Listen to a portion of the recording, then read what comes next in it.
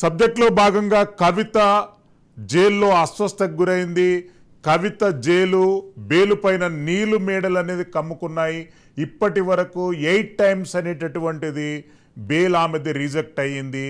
ఎప్పుడైతే సుప్రీంకోర్టు ఇవ్వాలి, సుప్రీంకోర్టు ఇచ్చేటటువంటి వాదనలు కొనసాగిస్తున్నప్పుడు సిబిఐలో కొత్త కేసు నమోదు చేసి పీటీ వారెంట్ ద్వారా ఆమెను అరెస్ట్ చేయడం జరిగింది. ఎట్లా చూడాలండి కవిత గారి ఎపిసోడ్ను టోటల్గా? Serious episode. ఎందుకంటే మనీష్ సిసోదియా ఉప ముఖ్యమంత్రి ఢిల్లీ ఇప్పుడు దాదాపు 15 నెలలు జైల్లో ఉన్నాడు.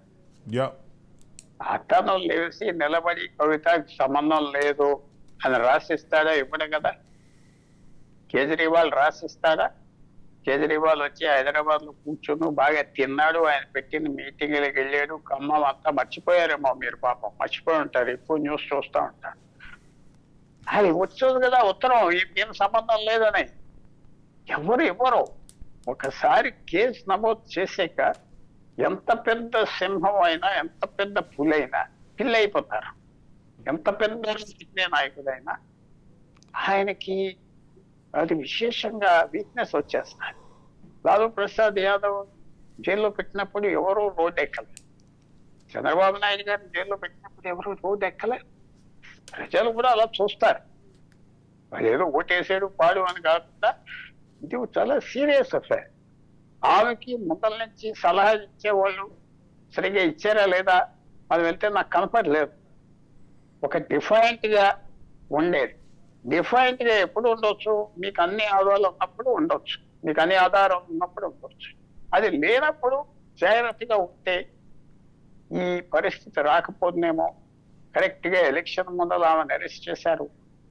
ఇప్పుడు చాలా రోజులు అయిపోయింది. కానీ ఒక విషయం మాత్రం నేను విన్నా, అది ఎంతవరకు నిజమో అబద్ధమో తెలియదు. ఆమె ఏమన్నా రీథింక్, నేను చాలా కేర్ఫుల్ వర్డ్ వాడుతున్నా, రీథింక్ చేస్తారా కేసు గురించి? చేస్తే ఒక దారి ఉంటుంది.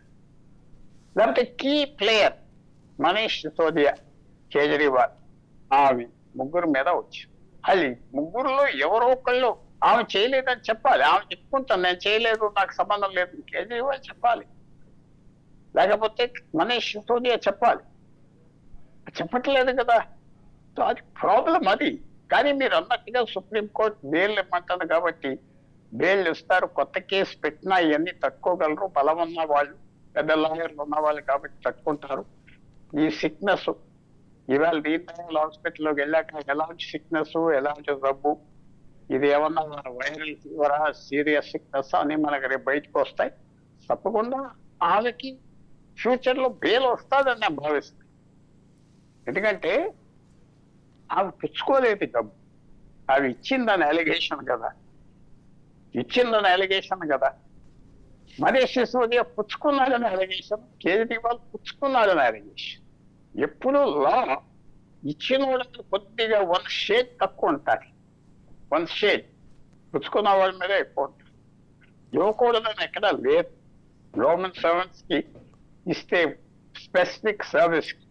సో స్లోగా ఆమె కొద్దిగా రిలీఫ్ వస్తుంది అని నేను భావిస్తున్నా. తప్పకుండా మీరు అన్నట్టుగా ఆయన తండ్రికి ఆమె న్యాయం చేయలేదని మాత్రం నేను భావిస్తున్నా. తండ్రి అంత పెద్ద వ్యక్తి, అంత పెద్ద స్థానంలో ఉన్న వ్యక్తికి న్యాయం చేశారా అంటే నాకు అనిపించట్లేదు. తండ్రిని కాపాడవలసింది, తండ్రికి అవమానం జరగకుండా చూడవలసింది.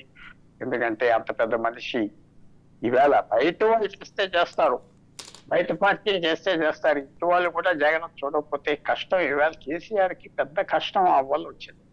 చాలా మంది పార్టీలు గీర్టీలు అంటున్నారు కానీ ఎలక్షన్ ఓడిపోతాం, గెలుస్తాం. ఫ్యామిలీ మెంబర్ అలా జైల్లో ఉండటం కష్టం.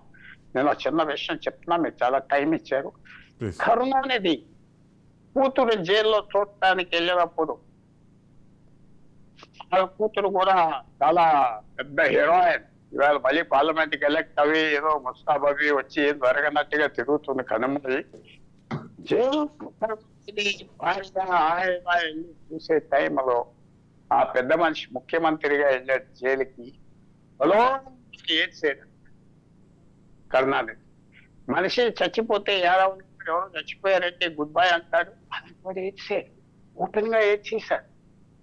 ఎందుకంటే అది ఫ్యామిలీలో ఒక అమ్మాయికి ఈ పరిస్థితి వచ్చిందంటే అందరూ బాధపడుతున్నాం, హెల్ప్లెస్నెస్. బట్ సుప్రీం కోర్ట్ మీద చూసుకుని వాళ్ళు ఆప్టమిస్టిక్ గా ఉంటారు. మనీష్ సిసోదియాకి బెయిల్ వస్తే ఇవికి బెయిల్ వస్తాయి, కేజ్రీవాల్కి కూడా బెయిల్ వస్తాయి. సో రాబోయే రోజుల్లో ఇంకేమైనా మలుపులు ఉన్నాయా ఈ కేసులో? నాకు అనుమానం ఉన్నదా, అనుమానం బయట చెప్పకూడదు.